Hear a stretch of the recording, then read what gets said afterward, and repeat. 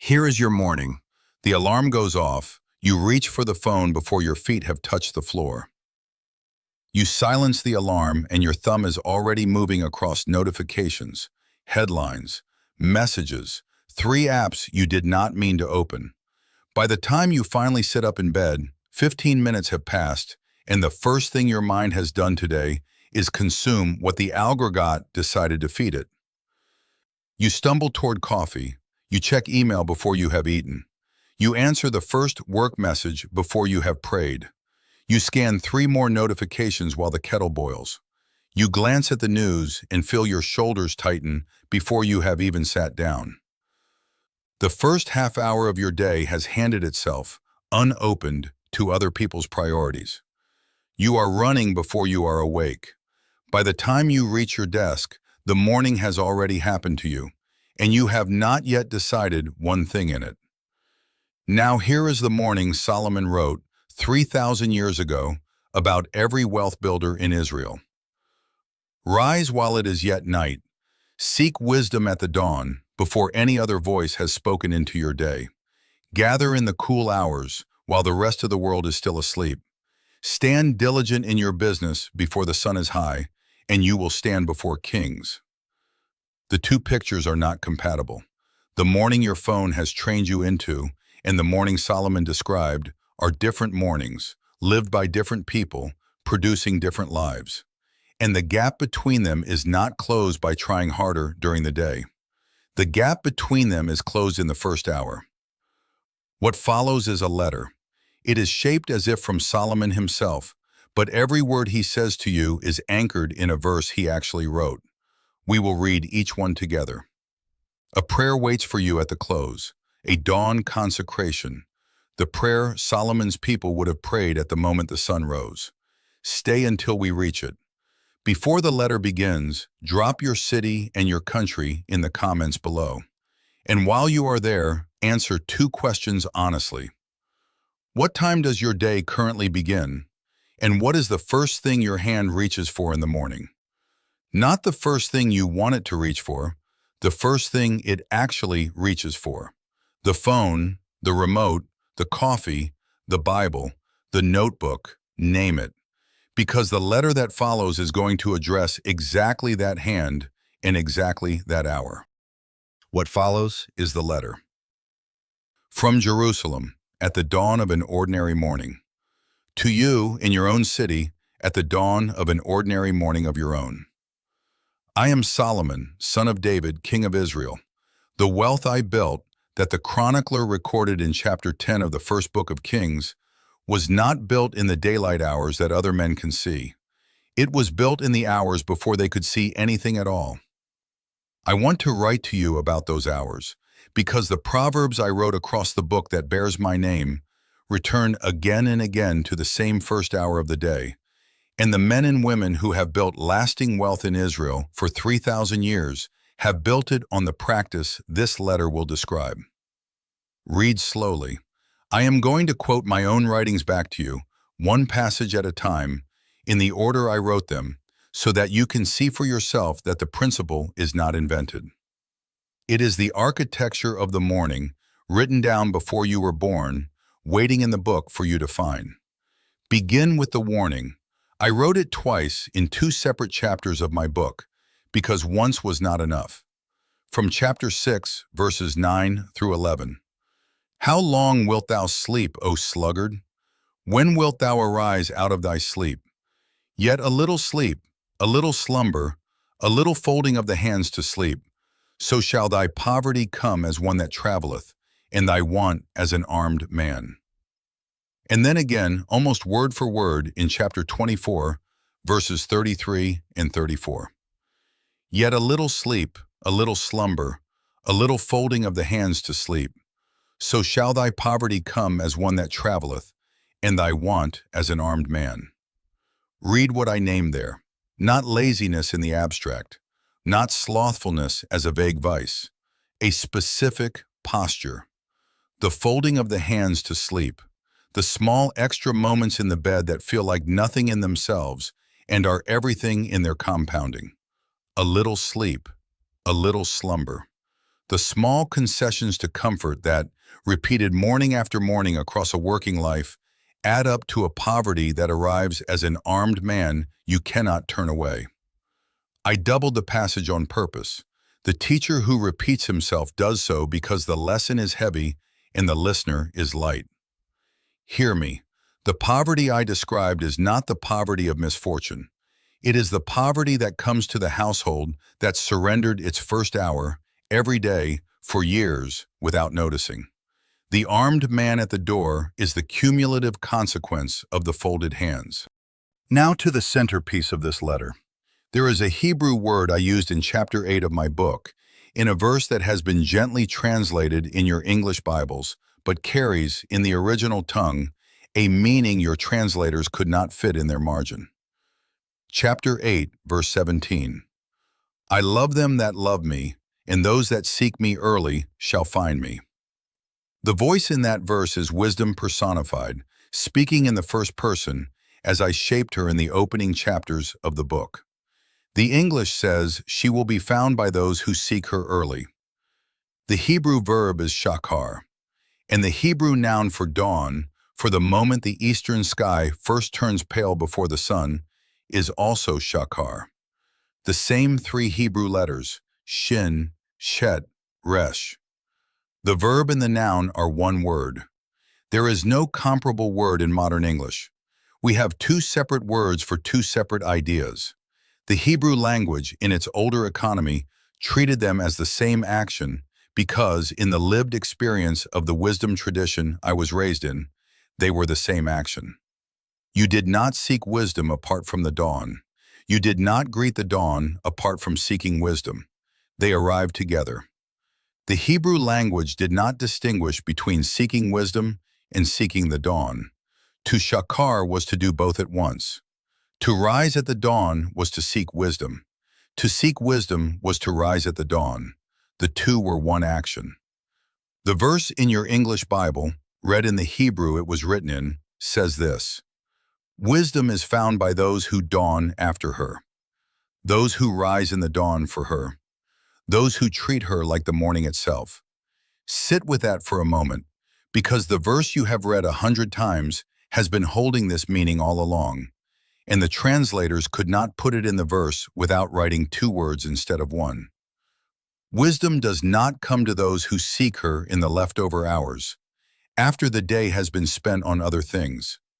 Wisdom comes to those who dawn for her, who rise into the dawn with her name on their lips before any other voice has spoken. I doubled the warning about sleep. I also doubled the command about it. From chapter 20, verse 13, love not sleep, lest thou come to poverty. Open thine eyes, and thou shalt be satisfied with bread. And from chapter 19, verse 15, slothfulness casteth into a deep sleep, and an idle soul shall suffer hunger. Read those two together. The first names the heart posture, do not love sleep. The second names the consequence, slothfulness casts you into a deep sleep, and in that deep sleep the soul suffers hunger. I did not write either of these as a critique of rest. The Hebrew tradition I belong to is the tradition of the Sabbath, which my father David kept, and which I kept in my own household. We are not a people who hate rest. We are a people who honor it. What I named in these verses is something different: the loving of sleep, the treating of the bed as the destination of the day rather than its furniture, the morning hand that reaches for the snooze and the morning will that has surrendered before the day has begun. That is the deep sleep I named, the casting of the soul into a posture from which it does not easily return. And now to a verse that is, I think, the most important one I will quote in this letter for the person trying to build something. From chapter 22, verse 29, seest thou a man diligent in his business? He shall stand before kings. He shall not stand before mean men. Hear what I wrote there. The diligent man does not arrive before kings by knowing kings, or by being born to kings, or by waiting for kings to summon him. The diligent man arrives before kings because the diligence itself, practiced steadily, produces work that rises high enough that kings notice. And the diligence I name there is not the diligence of the late hours. It is the diligence of the early hours. Because by the time the rest of the world is awake, the diligent man has already done the deepest work of his day. The hours before the world arrives are the hours in which the work that distinguishes a man is actually done. The phone calls of the afternoon, the meetings of the midday, the responses to other men's emergencies, these are not the hours in which any man has built anything lasting. The lasting work is built in the cool hours when no one else is at the desk. I have seen this in my own court. The men and women who rose into proximity with my throne were not the loudest. They were not the most credentialed. They were the ones who had been working for an hour before the others had finished their first cup of wine. Diligent men stand before kings because the dawn hour produces them. One more verse before the embodied example. From chapter 10, verse 5. He that gathereth in summer is a wise son, but he that sleepeth in harvest is a son that causeth shame. This proverb sounds like it is about farming. It is about timing. There are seasons in your life when the gathering is possible, and there are seasons when the gathering is not. The young years are summer. The strong years are summer. The hour before the day is loaded with responsibility is summer. The morning is summer. And there is a kind of person who sleeps through the gathering hours, telling himself the harvest will keep, telling himself there will be another hour later, telling himself the day will offer some better moment to do the work he was meant to do. That son, I wrote, is a son that causes shame, not because he is wicked, because he is asleep when the gathering is happening. Wake into the gathering hours. Do not sleep through them. I want to bring my letter to its sharpest point by introducing you to a particular woman. She is the closing portrait of my book.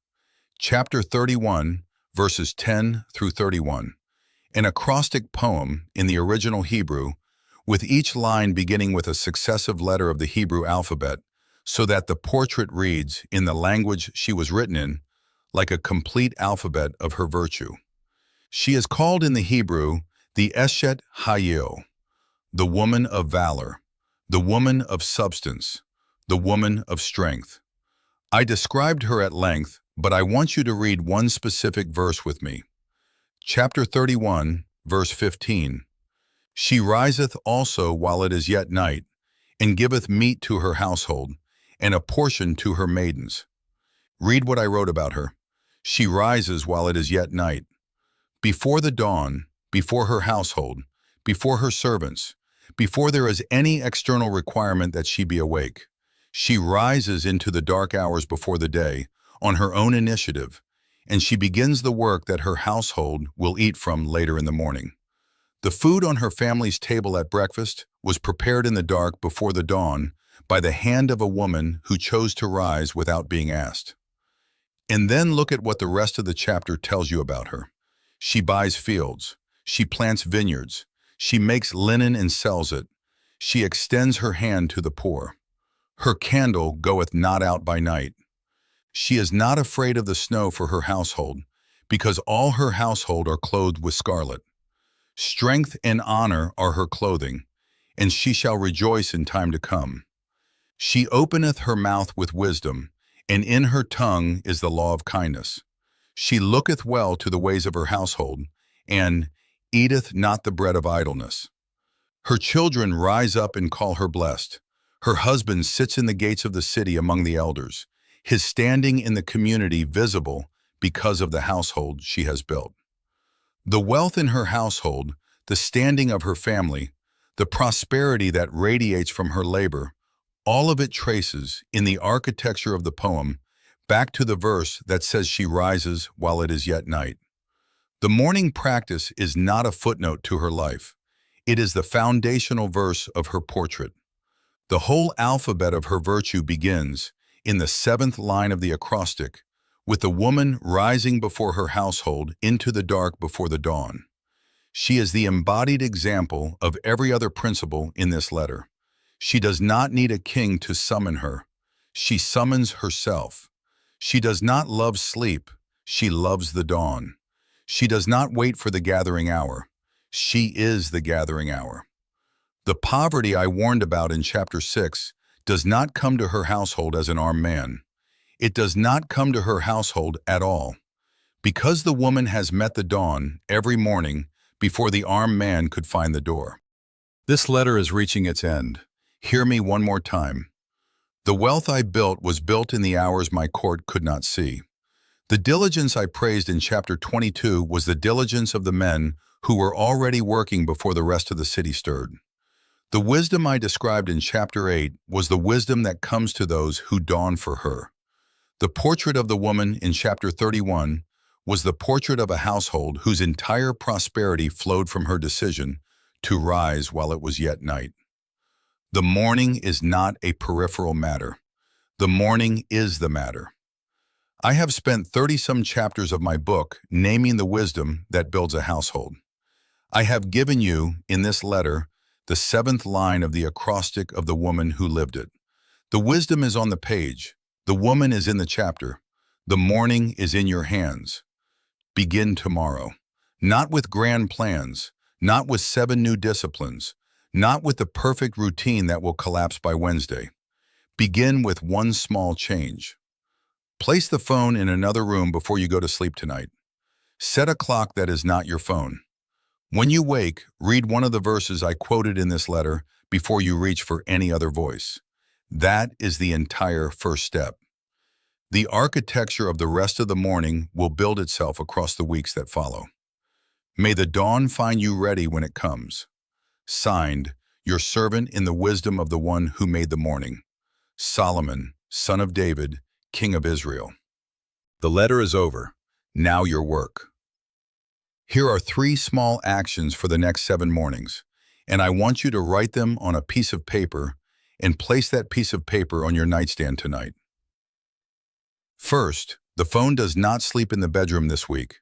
Place it in another room, plug it in there, and use a separate alarm clock to wake you, just for 7 mornings. Second, the first thing your hand reaches for, every morning this week, is a single verse from Proverbs. Bookmark chapter 6, chapter 8, chapter 20, or chapter 31 tonight. When your eyes open, read the bookmarked verse before anything else.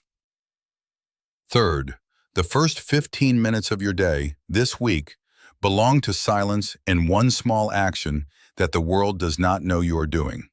Prayer, reading, a walk, the notebook open. Whatever it is, do it in the cool quiet before any other voice has spoken into your hour. 3 small steps, 7 mornings. Notice what happens in your interior life by Sunday. I will be honest with you. The first 3 mornings will be hard. The 4th will be easier. The 7th will surprise you. By the 2nd week, the change will not be one you have to enforce. It will be one your body has begun to want. If this teaching just gave you a vocabulary for the first hour of your day, subscribe to this channel right now. The financial laws God encoded in ancient scripture were architecture. Each week we unseal another piece of that architecture for the builders. New scrolls every Tuesday and Friday. Subscribe and be here when the next one opens. Now let me close with the prayer I promised you. This one is a new shape, not a confession, not a lament, not a declaration, not a gratitude, not a petition for shielding, not a release. This is a dawn consecration. It is the prayer Solomon's people would have prayed at the moment the sun rose. It is the prayer this letter has been training you toward for the first morning you wake into it. Pray it with me now, and then if you mean it, pray it again tomorrow morning before you have reached for anything else. Quiet, rising, grounded, the pace of someone still half in the cool hour before the sun, not urgent, not sleepy, settled. Father of the morning, maker of the sun before it rises. You set the dawn in motion before any of us were here to watch it. You established the cool hour before the city wakes. You wrote in the wisdom of your servant Solomon that the dawn belongs to those who seek you in it. I consecrate this morning hour to you. I give you the first thing my mind does today. I give you the first thing my hand reaches for. I give you the first words I speak. I consecrate my hands to the work you set before me today. I consecrate my voice to the words you would have me speak first. I consecrate my attention to the things you want me to see before the algorithm decides for me. Before the phone, before the inbox, before the news, before any other voice has spoken into my day, I am speaking to you. Make me a person who dawns for you, a person whose household eats what I prepared in the dark before the light came, a person who rises before there is any external requirement that I be awake, a person who is already standing diligent before the kings of my own day have finished their first cup. I do not ask you to make tomorrow easy. I ask you to make tomorrow yours, beginning from the moment my eyes open. In the name of Jesus Christ, who himself rose, more than once in his ministry, a great while before day, to go out into a solitary place and pray. Amen. The letter is closed. The prayer has been prayed. The next move is yours, and it happens tomorrow morning before the sun is fully up.